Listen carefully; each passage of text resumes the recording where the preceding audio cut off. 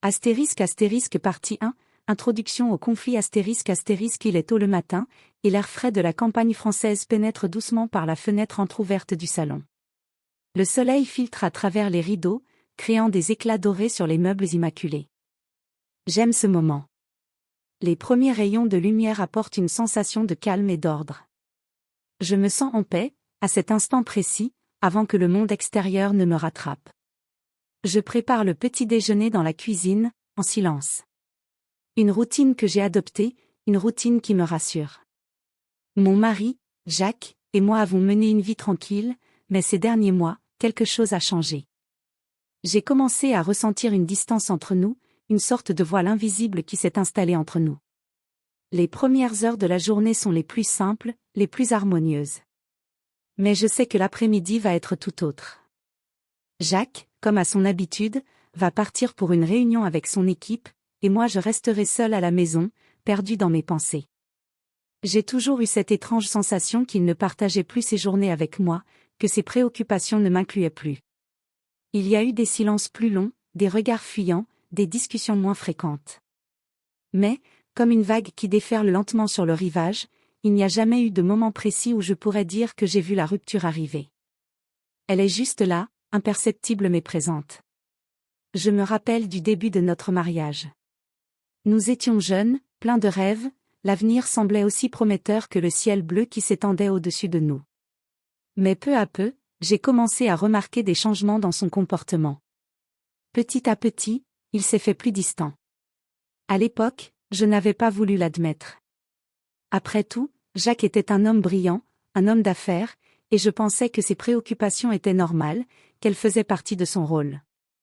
Mais, derrière ses préoccupations professionnelles, il y avait aussi des silences, des gestes brusques, et des mots qui, souvent, me blessaient sans qu'il en ait conscience. Un matin, il m'a regardé fixement avant de me dire « Ce n'est pas toi, c'est moi ». Je n'ai pas vraiment compris. Il m'a demandé de ne pas m'inquiéter, que c'était juste une phase dans sa carrière, une période de pression qu'il traversait. J'avais accepté ses excuses sans trop réfléchir. J'avais cru en lui, croyant que tout irait mieux avec le temps. Mais le temps a passé, et au lieu de voir les choses s'améliorer, elles sont devenues plus difficiles. Aujourd'hui, cependant, il n'y a pas de mots qui viennent me rassurer. Aujourd'hui, il y a une réunion qui me semble étrange. Ce matin-là, avant de partir pour son travail, Jacques m'a dit « Il faut qu'on parle ». Le ton était sec, plus froid que d'habitude. Mais je n'y ai pas prêté attention, pensant simplement qu'il s'agissait d'un malentendu. Peut-être quelque chose au bureau, un stress que je ne comprenais pas. Rien de plus. Mais, lorsque l'heure arriva, il me donna un rendez-vous chez un avocat, sans explication. Je t'y attendrai, à 14 heures. Sa voix était neutre, sans chaleur. Aucune tendresse dans ses mots. Un sentiment étrange m'envahissait alors que je me préparais. J'avais le ventre noué, une appréhension inexplicable, mais j'ai suivi. Après tout, il était mon mari. Je devais lui faire confiance, n'est-ce pas? Arrivé au cabinet, je fus accueilli par l'avocat, un homme que je ne connaissais pas, mais qui semblait professionnel et sérieux. Jacques était déjà là, assis à côté de sa maîtresse. C'était la première fois que je la voyais en personne. Une jeune femme, brillante, pétillante, visiblement à l'aise, le sourire radieux, tandis que lui, à côté d'elle, semblait presque triomphant. Je les observais, une douleur sourde m'envahissant. Ce n'était plus la même personne que j'avais épousée. Jacques était là, mais il n'était plus là. Il était devenu une figure que je ne reconnaissais plus, à la fois distante et arrogante. Et elle ne me regardait même pas. Elle savait. Elle savait déjà ce qui allait se passer, tout comme l'avocat, tout comme tout le monde dans cette pièce. L'avocat commença à parler. Madame, votre mari a des préoccupations concernant l'héritage. Il souhaite que vous renonciez officiellement à toute prétention sur les biens familiaux. Le choc passa comme une onde de froid dans tout mon corps. Je me sentais en dehors de moi, comme si le sol sous mes pieds avait disparu. J'essayais de comprendre ce qu'il disait. Jacques, ma famille, l'héritage. Il me demanda de signer plusieurs documents. Tout allait trop vite. Ma main tremblait alors que je paraphais chaque page, chaque ligne de ce qu'il me demandait de signer. Sans même savoir réellement ce que je faisais, j'étais là, dans ce cabinet d'avocat, dégradé, humilié, poussé dans un coin, incapable de protester. Jacques se tourna vers sa maîtresse et lui adressa un sourire éclatant. « C'est une victoire, dit-il, comme si tout était gagné. » Il l'embrassa longuement, devant moi, sans aucune gêne. La douleur était indescriptible. Comment avait-il pu me faire ça? Comment avait-il pu arriver à ce point? Mais ce qu'il ignorait, c'était que l'héritage en question ne concernait que ma famille, ma lignée. Et l'acte officiel, ce que Jacques ignorait, était déjà chez mon avocat. À cet instant précis, je pris une décision sans le savoir. Cette journée serait le début de quelque chose. Ce n'était pas fini. Ce que Jacques pensait être une victoire n'était qu'un préambule à ma révolte intérieure. Je n'avais plus rien à perdre. 3 jours plus tard, Jacques me hurla, « Signe ce fichu divorce tout de suite. » Mais tout avait changé en moi. J'étais prête à me battre. Astérisque partie 2, premier signe de trahison astérisque le bruit de la pluie battante sur les fenêtres du salon me réveille brusquement, un matin gris, un de ces matins où l'atmosphère semble lourde, presque étouffante. Le ciel est bas, comme si le monde entier s'apprêtait à s'effondrer sous le poids de la tristesse. Depuis la réunion avec l'avocat, quelque chose a changé. La tension qui flottait dans l'air s'est alourdie, elle m'étouffe chaque jour un peu plus. Jacques, comme toujours, s'est enfermé dans sa routine. Son visage est devenu une sorte de masque indifférent, comme s'il avait décidé de ne plus me voir. Mais au fond de ses yeux, je remarque quelque chose que je n'avais jamais vu avant, une froideur qu'il n'avait jamais manifestée. Les petits signes, les détails que je n'avais jamais pris en compte avant, me frappent maintenant de plein fouet. Le ton de sa voix, qui devient plus sec chaque jour. Ses regards fuyants quand je lui parle. Ses silences plus longs. Je me rends compte qu'il ne me regarde plus de la même manière.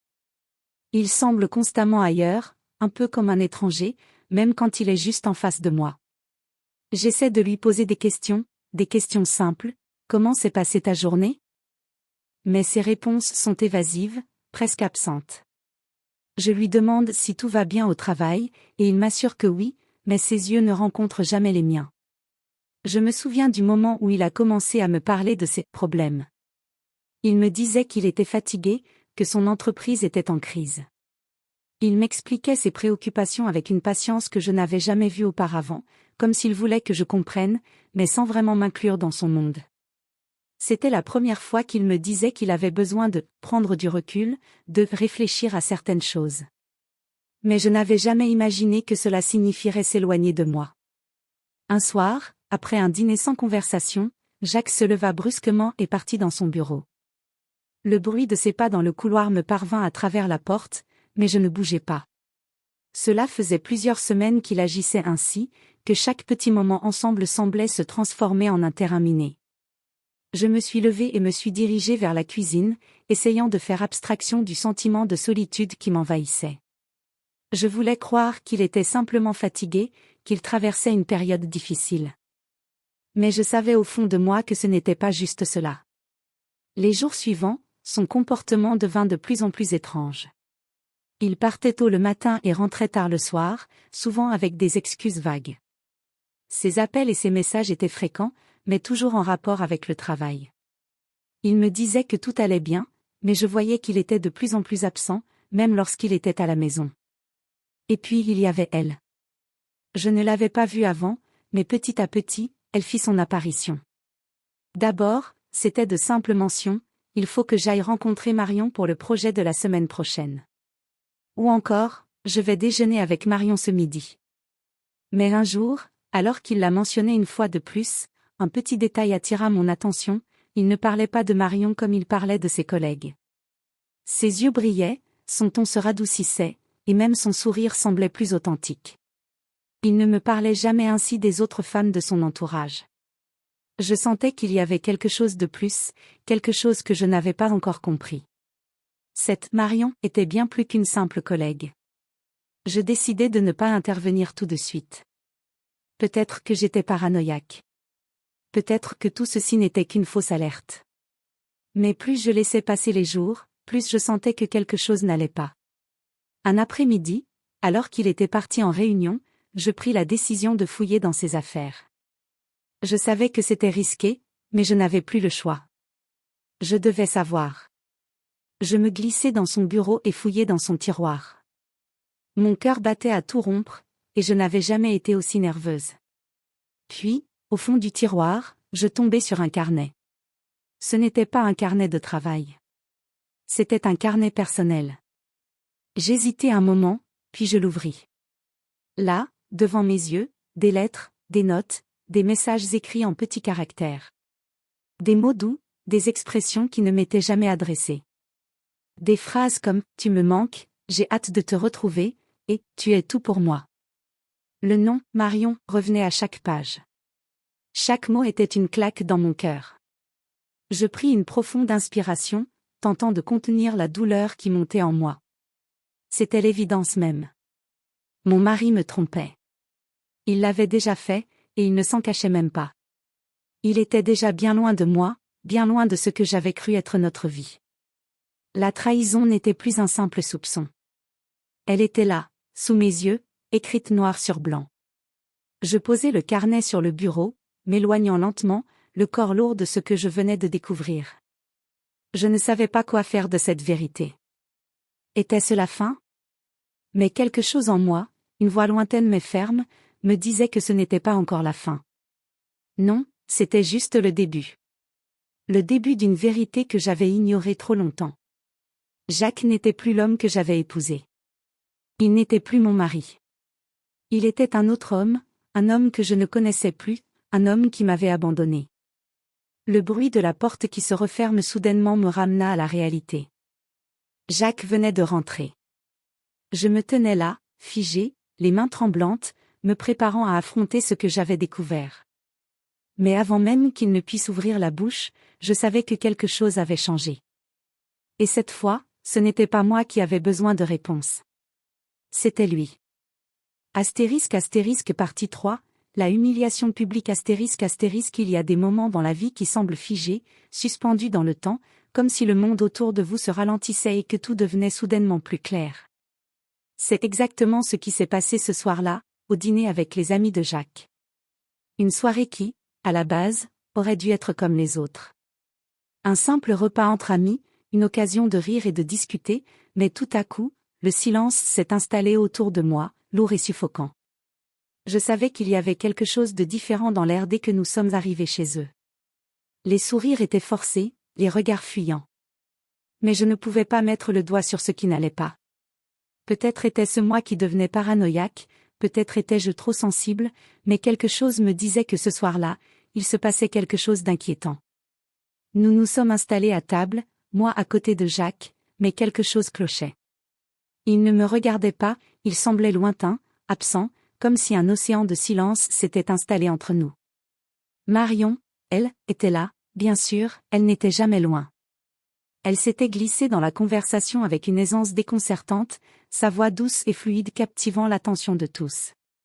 Elle riait, elle souriait, et chaque mouvement qu'elle faisait semblait envahir l'espace, comme une ombre grandissante.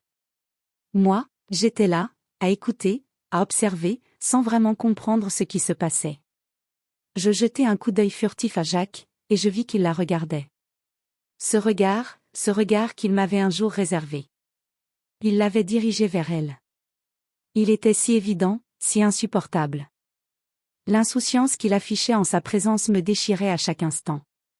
Mais le pire, ce n'était pas sa manière de la regarder, ni la tendresse cachée dans son sourire. Ce n'était même pas le fait qu'il l'ait invitée à ce dîner, en plein milieu de notre propre foyer, comme si je n'étais qu'une figurine placée là pour décorer. Non, ce qui m'a brisé ce soir-là, ce fut le moment où Jacques, sans hésitation, tourna la tête vers moi et prononça ces mots, comme s'il avait toute autorité pour me juger. « Tu ne comprends pas pourquoi je fais ça. C'est pour ton bien. Tu devrais apprendre à être moins possessive et plus compréhensive. » Ce fut comme un coup de poignard dans le cœur. Je suis restée figée, incapable de répondre. Les mots étaient sortis de sa bouche avec une telle froideur, une telle absence d'empathie, qu'ils me paralysaient. Il parlait comme si tout cela n'était rien de plus qu'un malentendu, comme si c'était moi, et non lui, qui était la source du problème. Autour de la table, ses amis ont hoché la tête en silence, comme si tout cela était parfaitement normal. Aucun d'eux n'a réagi. Aucun d'eux n'a pris la défense de la femme qui, pourtant, était son épouse. Il n'y avait plus de place pour moi dans ce cercle. J'étais devenue une étrangère, une spectatrice passive d'une pièce dont je n'étais plus l'actrice principale. Je me sentais humiliée, écrasée sous le poids de cette vérité froide et implacable. Le dîner continua dans un malaise palpable.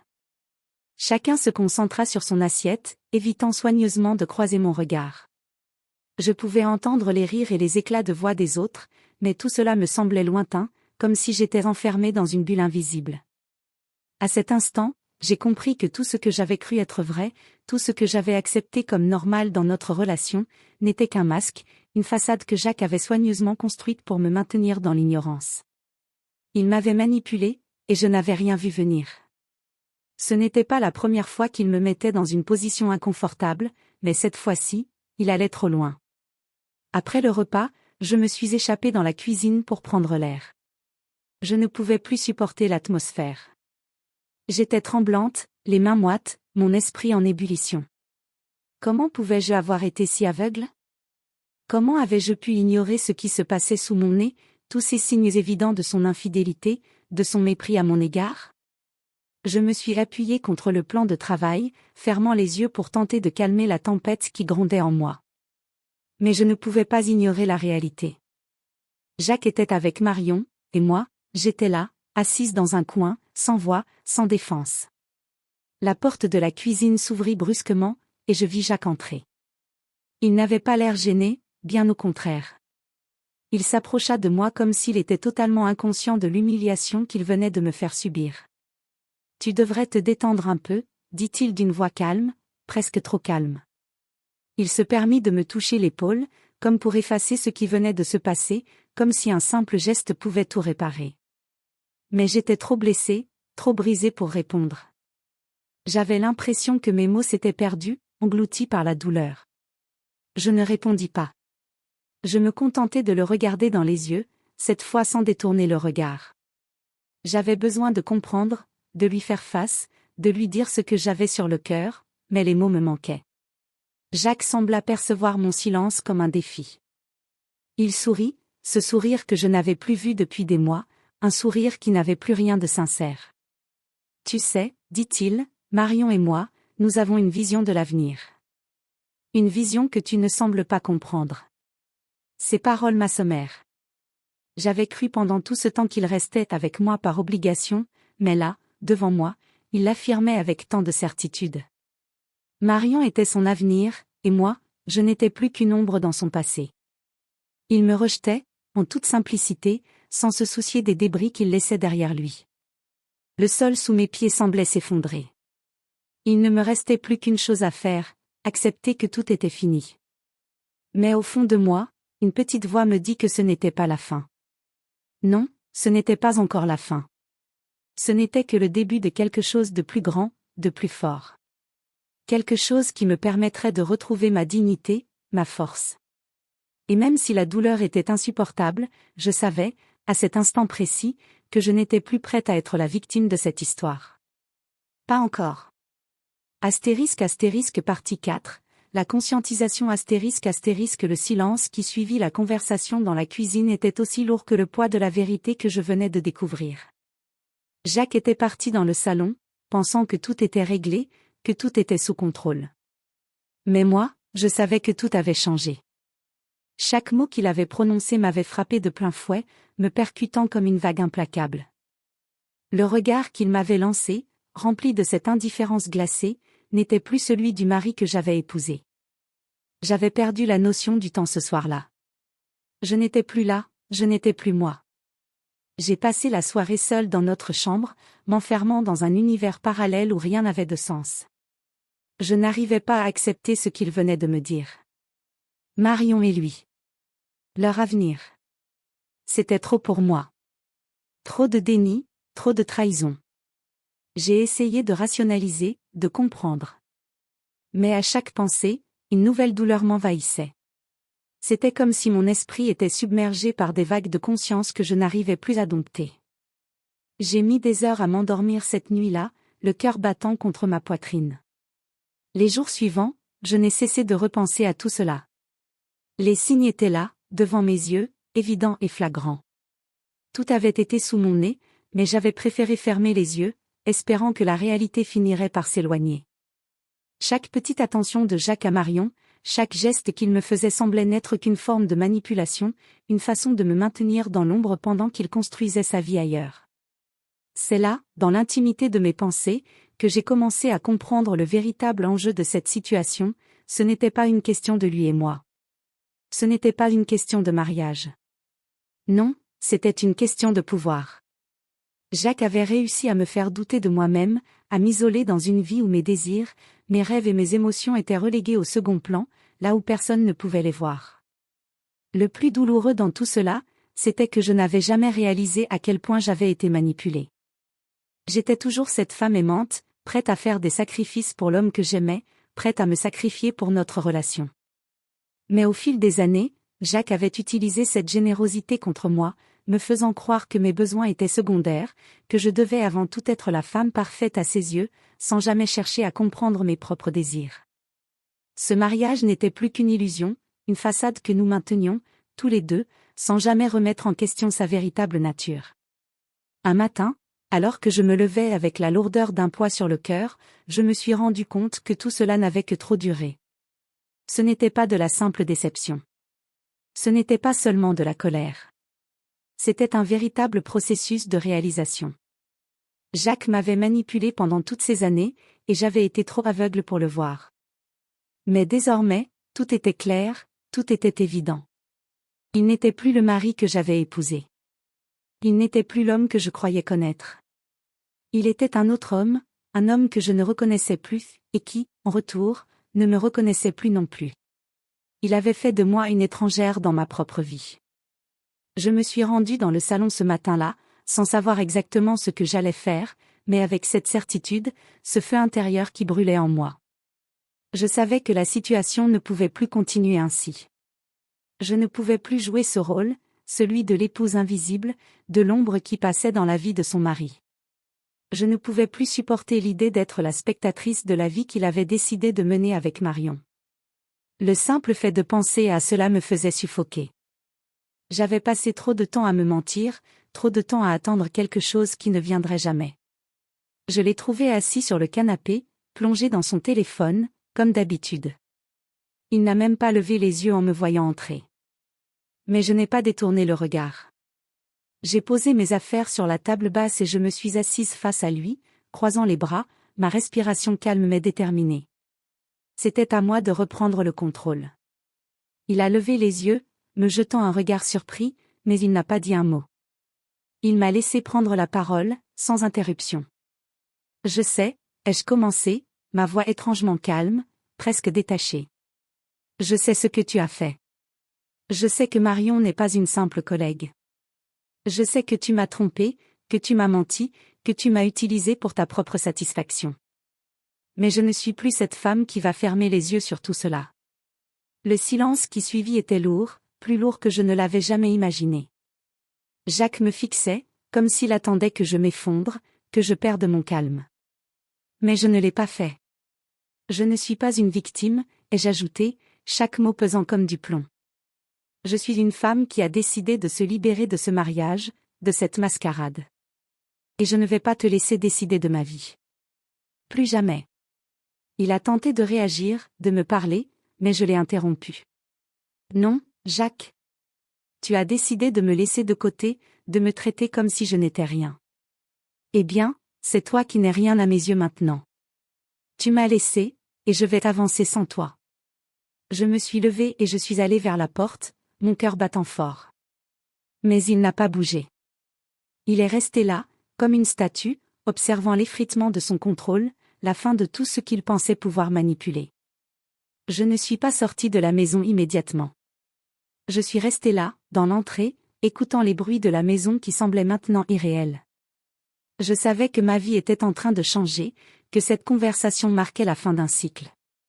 Un cycle dans lequel j'étais prisonnière, un cycle qu'il avait contrôlé. Je suis finalement partie quelques heures plus tard, laissant derrière moi le mari, la maison, et tout ce qui faisait de ma vie un fardeau. Je ne savais pas ce que l'avenir me réservait, mais pour la première fois depuis longtemps, je me sentais libre. Cette liberté ne serait pas facile à conquérir, je le savais. Mais je savais aussi qu'il était trop tard pour revenir en arrière. Mon esprit était enfin clair, et le chemin devant moi, bien qu'incertain, était le seul qui avait du sens. Jacques avait peut-être pensé qu'il me contrôlerait, qu'il me briserait.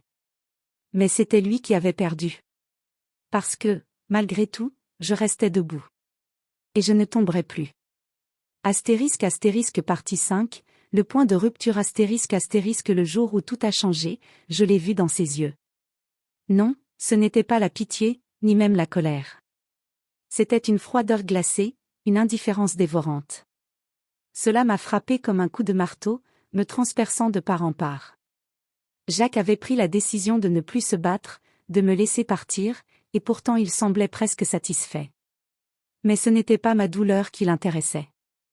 Non, il se sentait au-dessus de tout ça, comme si la vie se passait de lui, qu'il pouvait tout contrôler, et que rien ne pouvait l'arrêter. Il m'avait laissé avec tout ce que nous avions construit.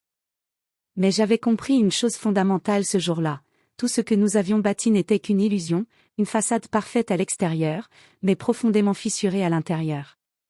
Le mariage que nous avions partagé n'était plus que du papier mâché, fragile et éphémère. Et moi, je n'étais plus la femme soumise qui attendait son retour. J'étais une femme prête à me réinventer, à changer le cours de ma vie, à prendre en main mon destin. Je l'ai regardée, silencieuse. Ma main, serrée sur la poignée de la porte, tremblait légèrement. Mais je n'étais pas faible. Non, je n'étais plus cette femme. Je ne tremblais pas de peur. Je tremblais de la rage de m'être laissé berner si longtemps.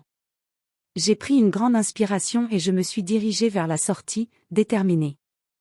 Mais avant de franchir le seuil, je me suis arrêtée. Je ne savais pas ce qui allait advenir, ni où j'allais aller. Mais j'avais la certitude que rien ne serait plus pareil. Je n'ai pas voulu tourner la clé dans la serrure tout de suite. Non. Je devais faire face à ce dernier acte de soumission, cet ultime moment où je pouvais encore tout changer. Je me suis tournée une dernière fois vers Jacques, qui était resté là, figé dans son fauteuil, ses yeux plongés dans le vide. Il m'avait vu partir, mais il n'avait rien fait. Il n'avait même pas réagi. C'était à la fois étrange et presque inhumain. J'ai compris qu'il n'avait plus aucune emprise sur moi. Il ne pouvait plus me manipuler. C'était moi qui décidais maintenant. J'étais libre. Le temps qui suivit fut une période de confusion totale. Les premiers jours après ma décision de quitter Jacques furent un tourbillon de pensées contradictoires. J'avais ce sentiment étrange, à la fois d'accomplissement et de vide. Ma tête était envahie par des milliers de questions, des doutes sur ce que j'avais fait, sur ce que j'allais faire. Où aller? Que faire maintenant? Il y avait cette terreur intérieure, celle qui me poussait à me questionner sur mes choix. Et pourtant, il y avait aussi cette petite flamme d'espoir. Une flamme que je n'avais pas nourrie depuis trop longtemps. Cette flamme de liberté, cette flamme de résilience. Je suis allée chez une amie. Une vieille amie de longue date, celle qui avait toujours été là, bien que nous ne nous soyons jamais beaucoup vus ces dernières années. Elle m'a accueillie sans poser de questions, sans jugement. C'était un soulagement de ne pas avoir à tout expliquer, de pouvoir juste être, d'avoir l'espace pour respirer. Nous avons parlé, pendant des heures, de tout et de rien, mais surtout de moi, de ce que j'avais vécu, de ce que j'avais traversé. Pour la première fois depuis des années, je me suis autorisée à pleurer. Des larmes chaudes, des larmes salées, comme si elles dénouaient enfin ce nœud dans ma gorge. Le lendemain matin, je me suis réveillée avec une nouvelle vision de la vie. J'avais pris cette décision. C'était irréversible. Mais ce n'était pas une fin, c'était un début. J'avais fait le premier pas vers ma propre guérison, vers ma propre autonomie. Cette idée, ce sentiment de me retrouver, de redevenir moi-même, m'a envahi comme un vent frais. J'avais du travail à faire, bien sûr. Il me faudrait du temps pour me reconstruire, pour me retrouver. Mais ce temps, je l'avais gagné, et rien ni personne ne pourrait jamais me le reprendre. Pendant les jours qui ont suivi, je me suis concentrée sur moi-même, sur ce que j'avais perdu et ce que je pouvais encore gagner. J'ai repris mes activités, celle que j'avais délaissée en mettant Jacques et sa famille avant tout. Petit à petit, je suis revenue à la réalité, à ce qui faisait de moi une personne entière, une personne indépendante. Je me suis inscrite à un cours de peinture, un rêve que j'avais toujours nourri mais que j'avais abandonné depuis trop longtemps. J'ai retrouvé le plaisir de créer, de m'exprimer à travers l'art, de laisser mes émotions s'écouler sur la toile. Chaque coup de pinceau, chaque couleur, me permettait de me reconnecter à moi-même, de me reconstruire pièce par pièce. Mais la véritable transformation ne s'est pas faite du jour au lendemain. Non, elle est venue progressivement. Elle est venue dans les petites choses, retrouver mon rire, me réapproprier mon espace, mes pensées, mes rêves. Chaque jour, je devenais plus forte, plus sûre de moi. Et petit à petit, Jacques a disparu de ma vie. Son absence, d'abord perçue comme un vide, est devenue un soulagement. Il n'était plus là pour me dévaloriser, pour me faire douter de mes capacités. Une semaine après, il m'a appelée. Sa voix, tremblante d'émotion, m'a secouée. Il voulait parler. Je ne savais pas quoi attendre, mais j'ai accepté de le rencontrer. Nous nous sommes retrouvés dans un café, un endroit neutre, et, une fois face à face, il m'a regardé avec ses yeux que je connaissais trop bien. Mais ce que j'ai vu, cette fois-ci, était différent. Ce n'était pas de la pitié. Ce n'était pas de la colère. C'était de l'incertitude. Il semblait perdre son assurance, comme s'il voyait, enfin, ce que j'étais devenue. Une femme différente, une femme forte. Il m'a demandé pardon, 1000 fois. Il m'a dit qu'il regrettait, qu'il avait fait une erreur, qu'il voulait revenir en arrière. Mais au fond de moi, je savais que ce n'était pas ce que je voulais. Ce n'était pas ce dont j'avais besoin. Le Jacques que j'avais aimé n'était plus là. Il était remplacé par quelqu'un que je n'avais jamais vraiment connu. Il était devenu un étranger à mes yeux, quelqu'un que je ne voulais plus dans ma vie. Je lui ai dit au revoir. Pas dans un cri de vengeance, mais avec calme. Un au revoir définitif. Je n'avais plus besoin de lui pour exister. J'étais enfin libre. Astérisque astérisque partie 6, la réaction du mari astérisque astérisque. Je me souviens du premier instant où il m'a vu revenir. Je n'avais pas prévu de le croiser, ni d'entrer en contact avec lui après notre rencontre au café.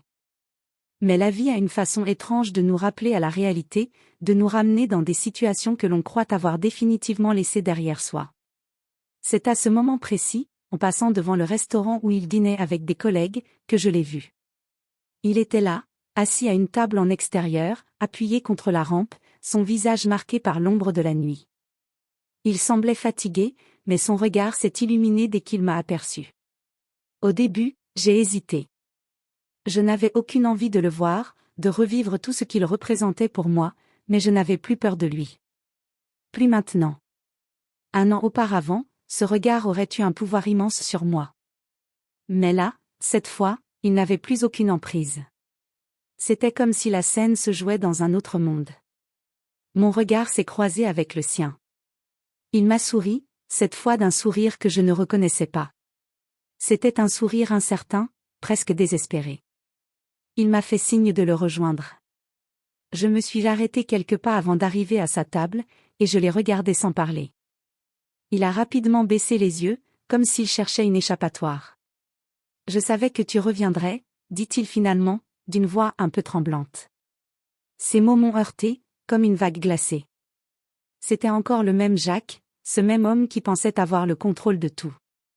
Mais cette fois, quelque chose était différent. Ce n'était plus l'homme que j'avais épousé. Non, celui-ci semblait dévasté, presque à l'agonie. J'ai mis un moment avant de répondre. « Pourquoi veux-tu que je revienne ?» Ma voix était calme, mais ferme. Je voulais comprendre. Pourquoi ? Pourquoi maintenant, après tout ce qu'il m'avait fait ? Pourquoi maintenant, alors qu'il avait choisi Marion, qu'il m'avait laissé de côté comme une vieille paire de chaussures usées ? Il sembla se crisper légèrement, comme s'il savait déjà que cette discussion ne serait pas ce qu'il avait imaginé. Il voulait sûrement la réconciliation, la douce illusion qu'il avait encore le pouvoir de tout arranger, mais il avait oublié quelque chose de fondamental, je n'étais plus la même. Il me disait qu'il avait pris conscience de ses erreurs, qu'il regrettait profondément ce qu'il m'avait fait, mais je savais que ce n'était pas assez. Il ne faisait que me répéter ce qu'il pensait que je voulais entendre. C'était trop facile. Tu sais, je n'ai jamais voulu que ça finisse ainsi. Il posa ses mains sur la table, comme s'il cherchait à établir un lien physique avec moi, à m'attirer dans son monde une fois encore. J'étais perdue. J'ai agi sans réfléchir. Mais Marion, c'était différent. Elle me comprenait. Elle ne me jugeait pas, je n'ai pas pu m'empêcher de sourire, mais c'était un sourire amer.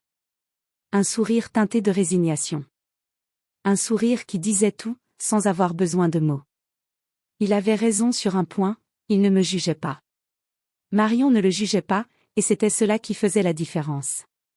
Mais pourquoi faudrait-il toujours que l'on se cache derrière le jugement des autres pour se sentir aimé?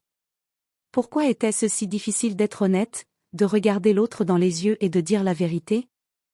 La vérité sur ce que l'on ressent, sur ce que l'on veut vraiment. Je le regardais, et cette fois, je le voyais clairement. Son arrogance, sa manière de se justifier, tout cela me paraissait ridicule. Il se cachait derrière des excuses pour masquer sa propre lâcheté, pour se donner bonne conscience. Il avait besoin de se convaincre qu'il n'avait pas tort. Et j'étais censée être sa victime, son exutoire.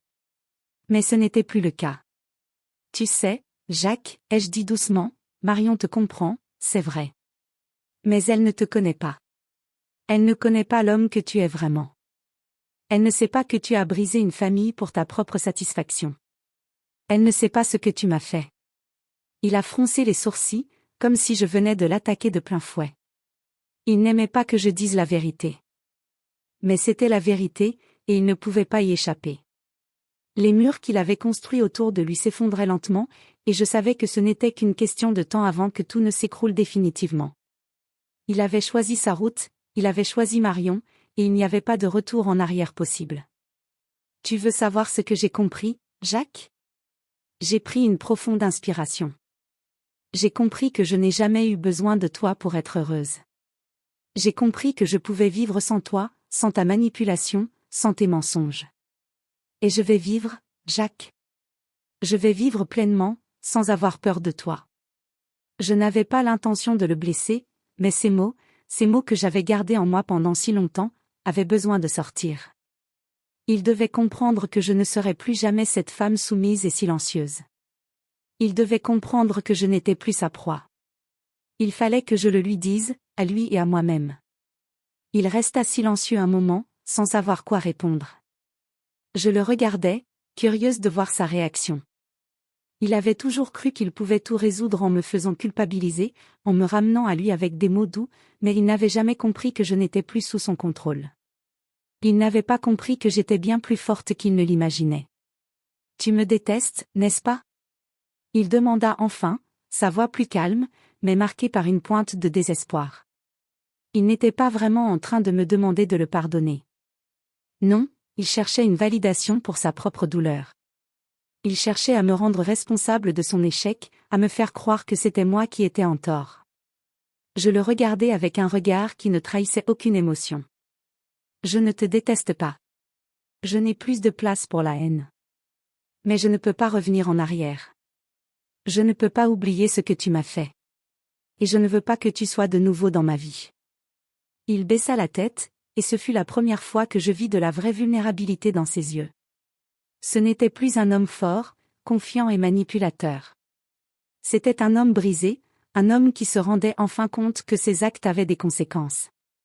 Je n'ai pas attendu sa réponse. Je me suis levée de la table et je me suis dirigée vers la sortie, mon cœur battant la chamade, mais mon esprit serein. Je n'avais plus rien à dire. Tout avait été dit. Le temps de l'illusion était révolu. Jacques n'était plus le mari que j'avais aimé. Il était devenu l'écho lointain d'un passé révolu. Je savais qu'il me suivrait, qu'il essayerait de me retenir, mais je n'avais pas peur. Je savais qu'il allait essayer de me manipuler, de jouer sur mes émotions, mais rien de ce qu'il dirait ne m'atteindrait plus. Je n'étais plus sous son emprise. Je l'avais déjà perdu. Et cette fois, je marchais seul vers l'avenir.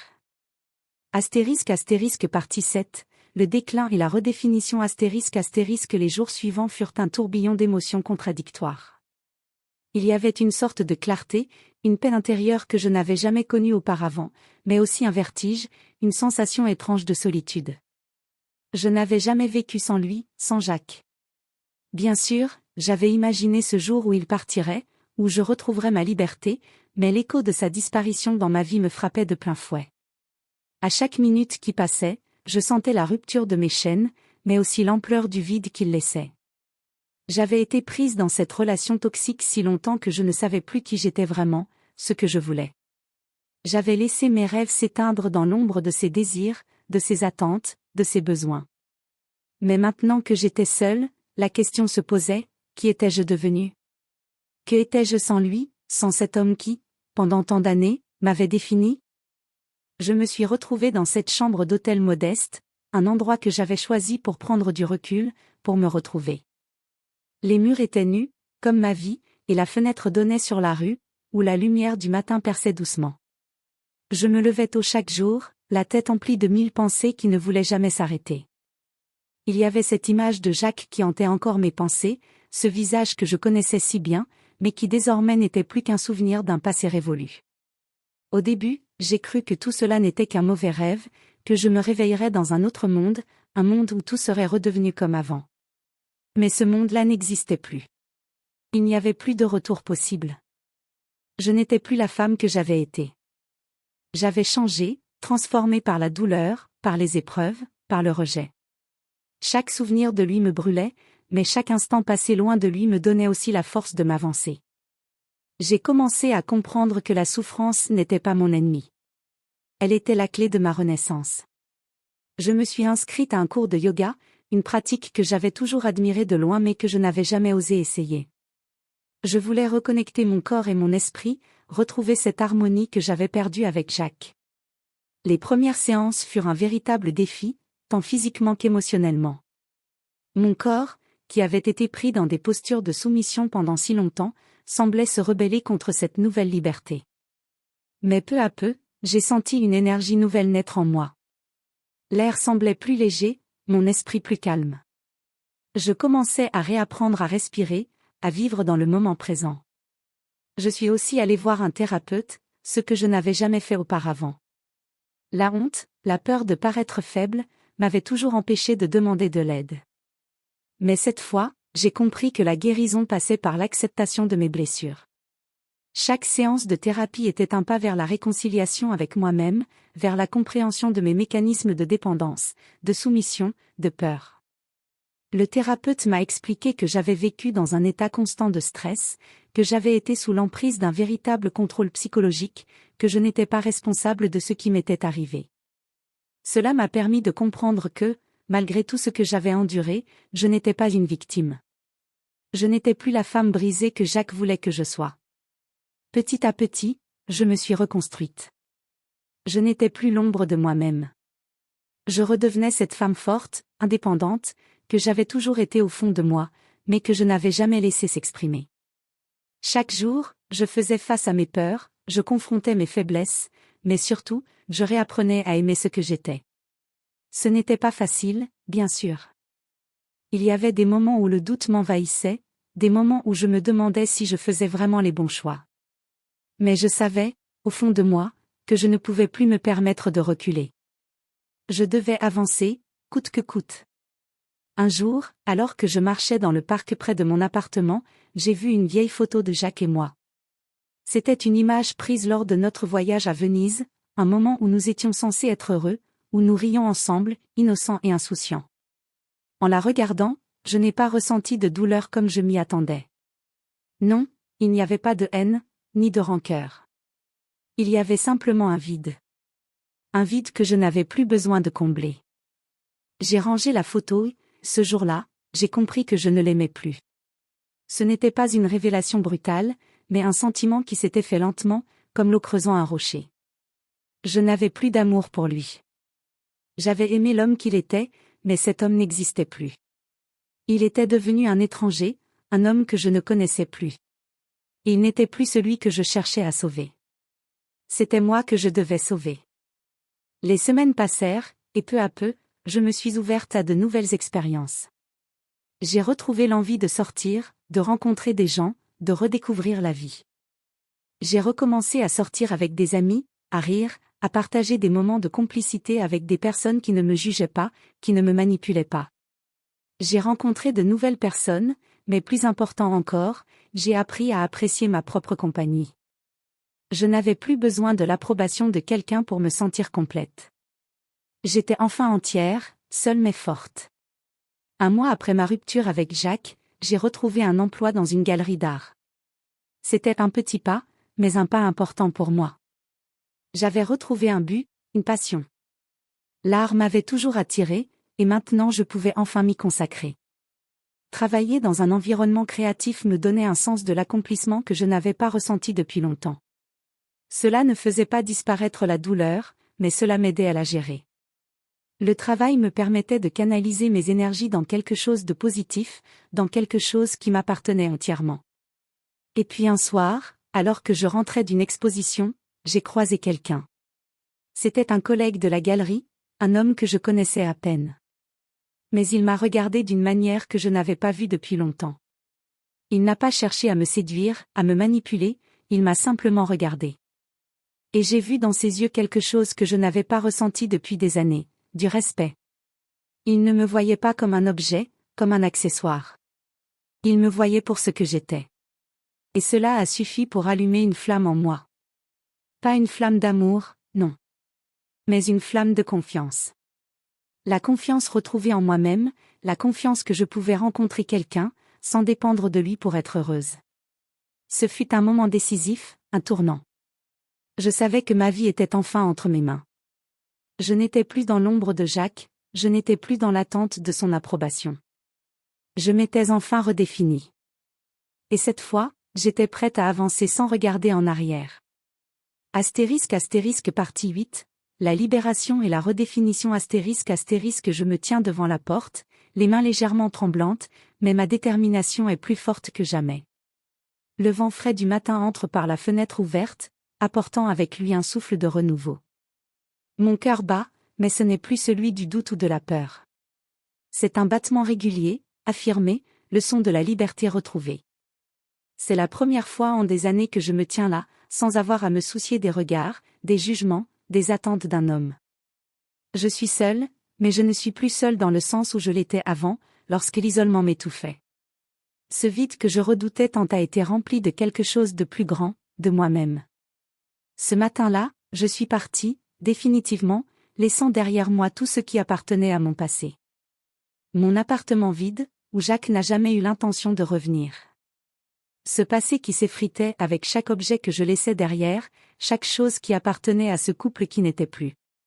J'avais laissé tout ça derrière moi, non pas en fuyant, mais en choisissant de ne plus être cette femme.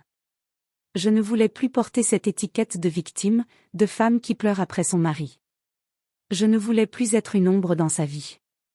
Le café, avec ses arômes réconfortants, est devenu mon nouveau sanctuaire. Chaque matin, je m'y rendais, un petit rituel de calme dans la frénésie de ma reconstruction. Je m'asseyais dans un coin, seule, les mains serrant ma tasse comme un ancrage. Ce simple acte me rappela combien j'étais capable de mener ma vie sans avoir besoin de la validation de qui que ce soit. À chaque gorgée, je sentais mes craintes s'éloigner. C'était un petit pas, mais un pas essentiel. J'avais pris des décisions difficiles, mais il n'y avait pas de retour en arrière. La rencontre avec Jacques au café quelques jours plus tôt m'avait confirmé ce que je savais déjà au fond de moi. La conversation, bien que chargée d'émotions, m'avait montré qu'il n'avait plus de place dans ma vie. Il n'était plus celui que je voulais sauver, et il ne l'était plus depuis longtemps. Au fond de lui, il savait que tout était fini, que la femme qu'il avait connue n'était plus. Je n'étais plus la même. Ce n'était pas de la vengeance, mais de la clarté. Ce n'était pas un acte de rébellion, mais un acte de survie. Mais aujourd'hui, il ne s'agissait plus de lui. Il ne s'agissait plus de lui, de ses mensonges, ou de ses trahisons. Il s'agissait de moi, de cette femme que j'étais devenue. Je savais qu'il viendrait, qu'il tenterait de me récupérer, comme il l'avait fait si souvent dans le passé. Il appellerait, il viendrait frapper à ma porte, comme il l'avait toujours fait, espérant que je céderais à sa manipulation. Mais je ne céderais pas. Je savais maintenant qu'il n'avait pas le pouvoir de me définir. Je n'étais plus cette épouse soumise, cette femme réduite à ses exigences. Je n'étais plus son miroir, son accessoire. J'étais devenue cette femme forte, capable de vivre et de respirer sans son poids sur mes épaules. Le téléphone a sonné. Mon cœur a accéléré un instant. J'ai vu son nom sur l'écran. La première pensée qui m'a traversée n'a pas été la peur, mais une étrange sensation de calme. Ce n'était plus une menace. C'était un simple appel. Un appel qui n'avait plus de pouvoir sur moi. J'ai pris une grande inspiration avant de décrocher. Je n'étais pas sûre de ce qu'il voulait, mais je savais que je devais m'y préparer. « Salut », dit-il d'une voix fatiguée. « Tu ne me réponds plus. Tu sais, je ne comprends toujours pas ce qui s'est passé entre nous. On avait une vie, tu te souviens ? » Je pouvais entendre les pleurs qui se cachaient derrière ces mots. Mais je savais, au fond, que ce n'était pas de la douleur réelle. C'était de la manipulation. C'était toujours de la manipulation. Il voulait me convaincre que ce que nous avions était spécial, que nous devions revenir ensemble. Mais ce n'était plus mon monde, ce n'était plus ma réalité. Je l'ai écouté sans interruption, mais en moi, tout était clair. Ce qu'il disait n'avait plus d'importance. Ce n'étaient que des mots destinés à créer une illusion, à me faire revenir dans son univers. Mais je n'étais plus une spectatrice passive. J'étais celle qui écrivait l'histoire maintenant. « Jacques », ai-je répondu calmement. « Je ne veux plus de cette vie. Ce que nous avons eu, c'était bien, mais c'est fini. Il est temps pour nous deux d'avancer. Je suis en train de le faire, et je te demande de respecter cela. » Le silence qui suivit était lourd, mais il n'était pas gênant. C'était le silence de la vérité, celui qui marque la fin de l'histoire. Il n'a rien répondu, et à ce moment-là, j'ai compris que la conversation était terminée. J'avais dit tout ce que j'avais à dire. J'avais retrouvé mon pouvoir, ma voix, et je savais qu'il n'y avait plus rien à ajouter. La relation était enterrée. Il n'y avait plus de place pour les regrets, pour les reproches. Il n'y avait plus de place pour lui. Je n'ai pas cherché à répondre à ces tentatives suivantes. À chaque message, à chaque appel, j'ai simplement pris du recul, je les ai ignorés. J'avais autre chose à faire maintenant. Il était temps pour moi de me reconstruire, de vivre ma propre vie. La première fois que je me suis réveillée sans l'angoisse de savoir si Jacques allait m'appeler ou me chercher, c'était un moment sublime. C'était comme si je prenais enfin une grande bouffée d'air après des années passées à suffoquer sous l'emprise de ces attentes. Je suis allée prendre un café avec des amis ce jour-là. En les rejoignant, j'ai eu ce sentiment étrange de joie profonde, celle que l'on ressent lorsque l'on réalise qu'on a tourné la page, que l'on est prêt à avancer sans regarder en arrière. Je n'avais pas de plan précis, mais je savais que chaque journée serait une occasion de découvrir quelque chose de nouveau, de mieux comprendre ce que je voulais vraiment. Et au fond de moi, quelque chose avait changé. La douleur ne m'avait pas détruite. Elle m'avait façonnée, renforcée.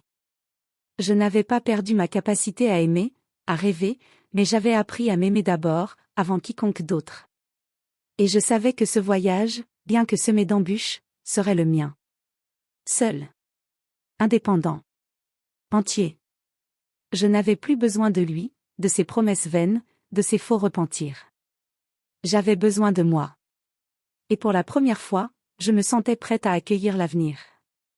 Il n'y avait plus de place pour les fantômes du passé. Mon avenir m'appartenait, et il était bien plus vaste que tout ce que j'avais jamais imaginé. Je n'étais plus enchaînée. Je me tenais debout, libre, prête à vivre.